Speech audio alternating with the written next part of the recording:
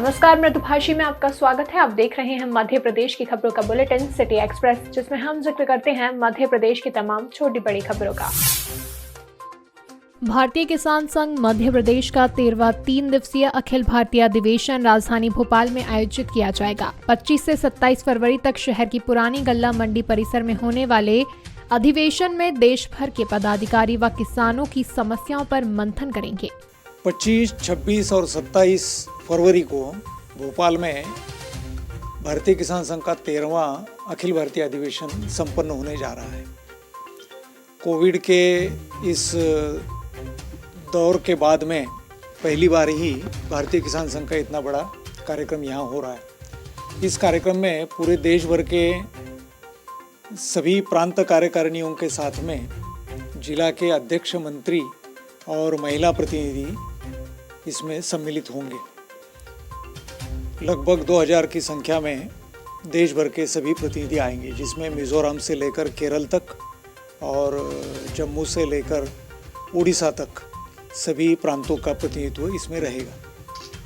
क्या कुछ होगा इसमें अधिवेशन में कोविड की जो स्थिति आई, कोविड के स्थिति के बाद में हम सब लोगों ने देखा कि खेती एक बड़ा महत्वपूर्ण, अपने आर्थिक प्रगति की दृष्टि से आवश्यक इस प्रकार की बात है और इसी बात को सबके सामने लाने का प्रयास भी होगा। मगर इसमें हमारा जो विषय रहेगा मूलतः वह विषय, आज उत्पादन बहुत बढ़ चुका है, मगर किसानों को उसके दृष्टि से अगर विचार करते हैं तो आत्मसंतुष्टि मिलनी चाहिए, संतुष्टि नहीं मिल पा रही है, की मांगे बढ़ती ही जा रही है। तो इसका जो हल है, तो हल ढूंढने का कोशिश हम इस अधिवेशन में करेंगे। पीथमपुर औद्योगिक के सीसी पावर स्थित पटेल टावर और शिवा सिक्योरिटी का आज उद्घाटन करने जल संसाधन मंत्री तुलसीराम सिलावट और धार विधायक नीना वर्मा पीथमपुर पहुंचे। उन्होंने पटेल टावर का उद्घाटन किया और राम रतन पटेल कॉलोनी में बन रहे नवग्रह शनि मंदिर में पहुंचकर पूजा अर्चना की। यहां पंडितों द्वारा वैद्य मंत्रों द्वारा पूजा पाठ करवाया गया। सोमवार को राजधानी भोपाल के पुलिस प्रशिक्षण अकेडमी भौरी में डीएसपी और सब इंस्पेक्टर का दीक्षांत समारोह आयोजित किया गया। समारोह में गृह मंत्री डॉक्टर नरोत्तम मिश्रा ने पासिंग आउट परेड में सम्मिलित होकर परेड का निरीक्षण किया व दीक्षांत परेड की सलामी ली। इस प्रदेश को व्यवस्थित करने में और कई क्षेत्रों में जो कलंक प्रदेश के माथे पे लगे हुए थे, जैसे चंबल के बारे में धारणा ही खराब थी लोगों की, वो कलंक को धोने का काम आप जैसे प्रशिक्षु जो निकल के गए उन्होंने किया। हमारे यहाँ नक्सलाइट का कलंक था, सिमी के कलंक थे, अलग अलग क्षेत्र थे। अब डाकू समस्या लें तो वो ग्वालियर चंबल से शुरू होके यहाँ बिंदस के ठोकिया तक आती थी, ददुआ तक आती थी। लेकिन आज मध्य प्रदेश के अंदर कोई भी चिन्हित डाकू गिरोह नहीं। नक्सल की ऐसी समस्या थी कि बालाघाट के अंदर हमारे मंत्री परिवहन के विकीराम कांवरे जी को घर में घुस के नक्सलाइटों ने मार दिया था,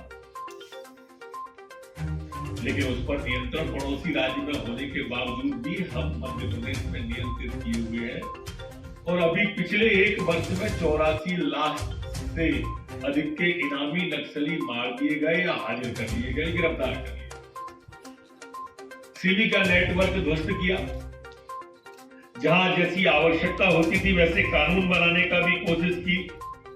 धर्म स्वातंत्र विधेयक, लव जिहाद जैसे कानून नए स्वरूप में, नए फ्लेवर में सरकार लेके आई और कठोर कानून बनाया और समाज की सुधार की दृष्टि से भी ऑपरेशन मुस्कान जैसे पुलिस के द्वारा चलाए गए।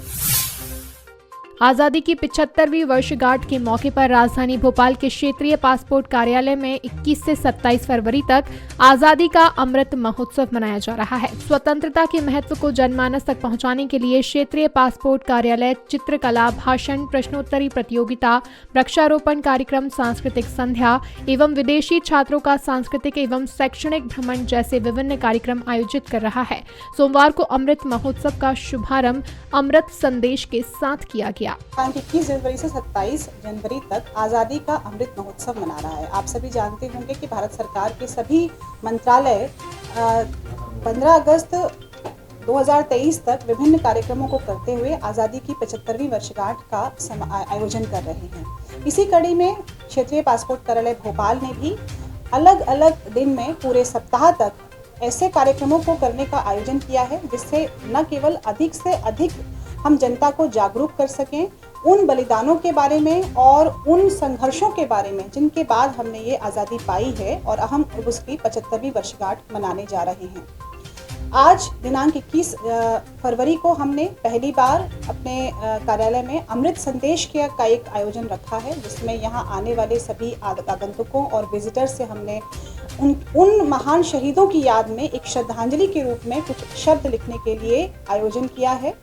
इसी कड़ी में हमें प्रदेश की माननीय संस्कृति मंत्री सुश्री उषा ठाकुर जी का भी एक संदेश मिला है, जिसमें उन्होंने अपने विनम्र शब्दों में शहीदों को और उनके संघर्षों को श्रद्धांजलि अर्पित की है।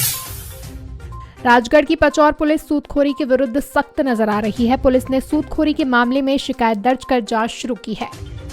कल जाटों मोहल्ला निवासी प्रांतिया द्वारा थाना पर उपस्थित आकर रिपोर्ट दर्ज कराई गई कि वर्ष 2015 में इसकी छोटी बहन की शादी थी, जिसमें इसने कैलाश विजयपुरिया से 90,000 रुपये ब्याज पर लिए थे। ब्याज पर 10% के हिसाब से पैसे लिए गए थे और प्रार्थिया ने कुछ जेवरात गिरवी भी रखे थे कैलाश विजयपुरिया के पास। 2018 तक प्रार्थिया द्वारा 3.5 लाख रुपये कैलाश विजयपुरिया को दे दिए गए हैं। इसके बावजूद भी कैलाश विजयपुरिया द्वारा प्रार्थिया के जेवरात वापस नहीं किए जा रहे हैं और 1,70,000 रुपये की प्रार्थिया से मांग की जा रही है। क्योंकि कैलाश विजयपुरिया के पास साहूकारी का कोई लाइसेंस भी नहीं है और इसके द्वारा प्रार्थिया से अनावश्यक पैसों की मांग करके इसको धमकाया जा रहा है, जो प्रार्थिया की रिपोर्ट पर आरोपी के विरुद्ध धारा 384, 406 और मध्य प्रदेश ऋणियों का संरक्षण अधिनियम 1937 की धारा 3/4 के तहत प्रकरण दर्ज किया गया है। आरोपी की गिरफ्तारी शीघ्र कर ली जाएगी। छतरपुर जिले के बछौन गांव में विशाल कलश यात्रा के साथ सोमवार को भागवत कथा ज्ञान यज्ञ का शुभारंभ हुआ। कालिका माता परिसर में बड़ी संख्या में एकत्रित महिलाओं द्वारा कलश यात्रा निकाली गई। कलश यात्रा बस्ती के मुख्य रास्ते से होकर तालाब पहुंची, जहां पूजन के बाद पुनः कथा स्थल मां कालिका मंदिर में पहुंची, जहां कलश स्थापना व पूजा विधान के साथ व्यासपीठ द्वारा भागवत कथा का विधिवत शुभारंभ किया गया।